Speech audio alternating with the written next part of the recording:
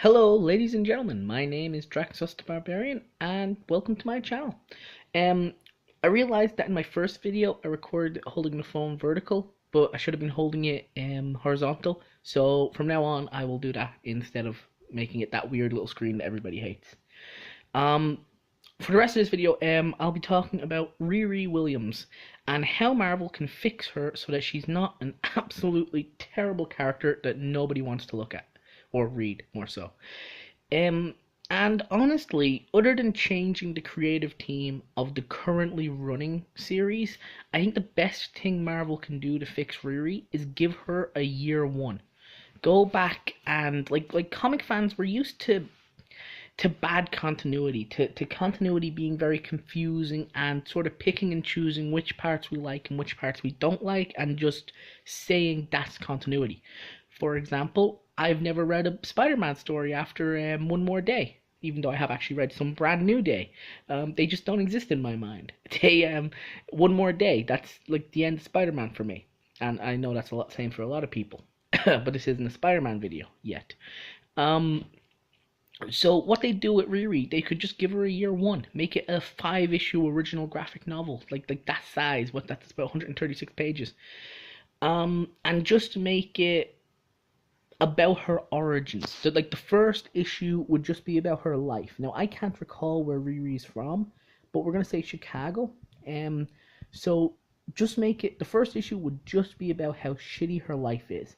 And maybe she sees someone she knows getting robbed, maybe her mum, and she tries to help, but instead she gets her ass kicked. So what happens then is as she's walking back home, she sees on the on a newspaper or something that Iron Man has just saved somebody somewhere, probably New York, because Marvel. And she gets inspired. And the next issue is her trying to build her own Iron Man suit out of like bins and pots and pans and shit, and it is terrible. She goes and tries to help someone, and once again gets her ass kicked. She's dreadful. It's like that scene in Kick-Ass where the guy gets beaten up and robbed, and that's pretty much what this issue will be.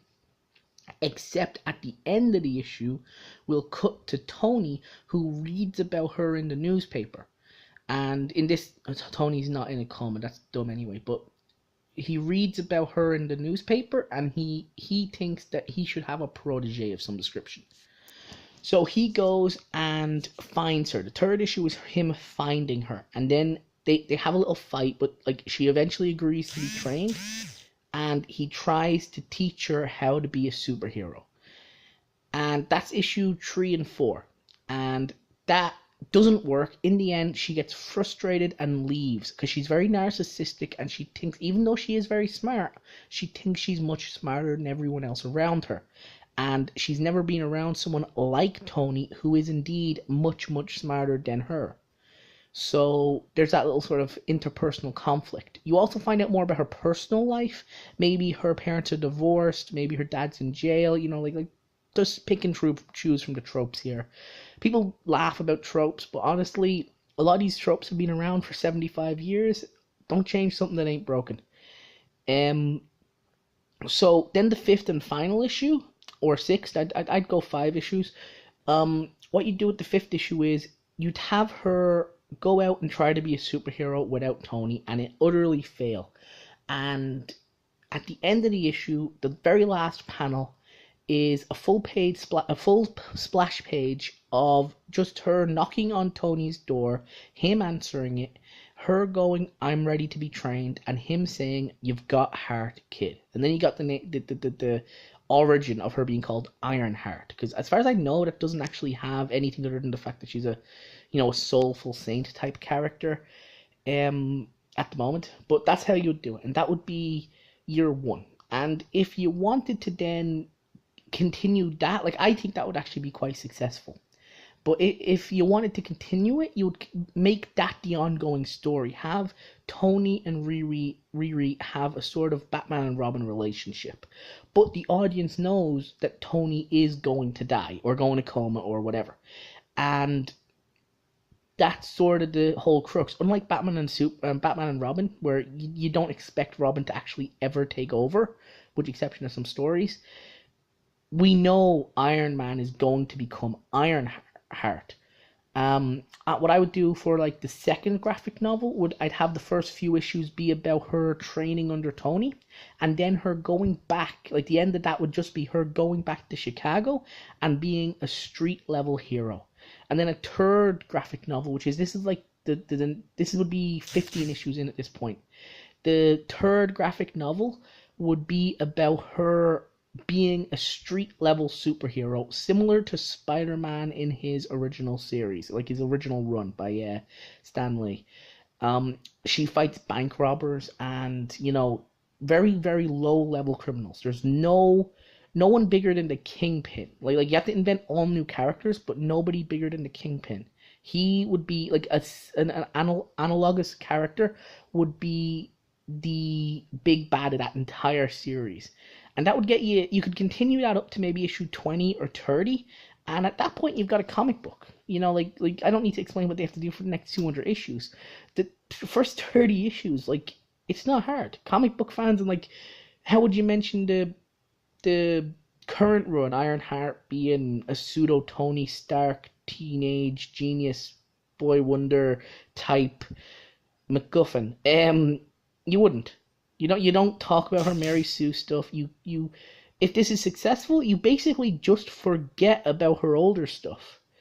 And you make her a new character, and she will become a new character. And like I described that and said that we all know she's going to take over from Iron Man, but honestly, you don't even need to do that. Like I personally am always in favor of Iron Patriot. I think Mim Hedrum said that Iron Patriot taking over from Iron Man, or anyone else. Anyone else. What's the name of his guy? Terrence Howard played him in the movie. Don Cheadle. War Machine. I'm for War Machine taking over. I'm not really for a black teenage, girl who's a soulful saint who has the wisdom of, Tony Stark, but, none of his faults. I wouldn't be for that. I think that's stupid. But the way they, like, if they were to follow this sort of loose guideline, I think people would be into to Riri. I'd read that comic. I think it'd be great. You get a Riri year one, a Riri sort of her training montage, and her going back to Chicago in the second part, which would be like the issue 5 to 10, and then issues basically 10, 15 to 20, even 30 and beyond, is just her dealing with low level criminals. Like, Spider-Man fought low level criminals for what, 20 years? I think that's all she needs. And she would be a very popular character because she has potential. People like sidekicks, even distaff characters. I've mentioned in my last video, I love Batgirl. There's some times where I prefer Batgirl to Batman. I much prefer the Stephanie Brown version of Batgirl. I love Oracle, which is, then Supergirl. Like these are all distaff female versions of a male character. I love them sometimes more than the original character because they can give it a new twist, a new spin. And I think that would be very interesting. So, like, that's pretty much all I think they need to do to fix Riri as a character. But the most important part here would be make her have trouble. It would be, she can't be a soulful saint. She has to be brash. Kind of annoying, and overall a know-it-all, and a teenager. People don't like teenagers. Like people.